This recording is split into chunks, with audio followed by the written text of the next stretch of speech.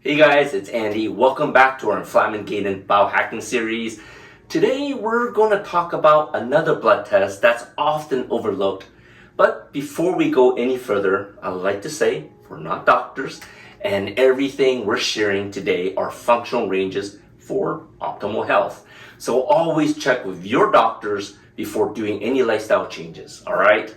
Well, the test we're diving deeper into today is called the Complete Blood Count, CBC, with Differential.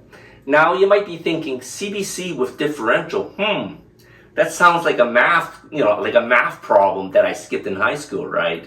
Well, we're gonna make this math problem easy peasy for you to understand.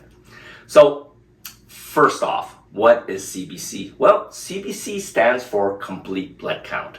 Think of it as your body's report card. It looks at your white blood count, your white blood cells, which are the WBCs, and these are your immune warriors that fight everything that goes on in your body, that takes care of your immune system.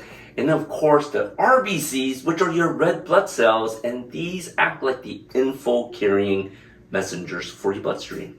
So, there's more though, right? Just like watching late night commercials, those infomercial commercials, and we got bonuses for you, right? So the differentials, they're like the bonuses that come in these late night, commercials.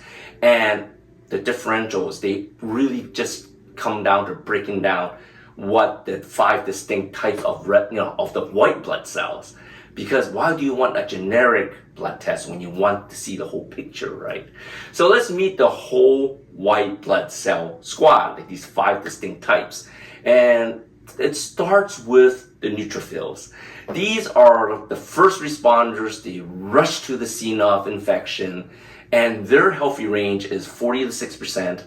And if they're higher than that, it's sort of like seeing a crowd of firefighters because there is some uncontrolled acute infection that's going on and your body's working to put it out.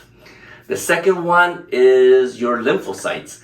These act more like detectives investigating chronic issues like viruses and autoimmune conditions, and they should be between 25 to 40%.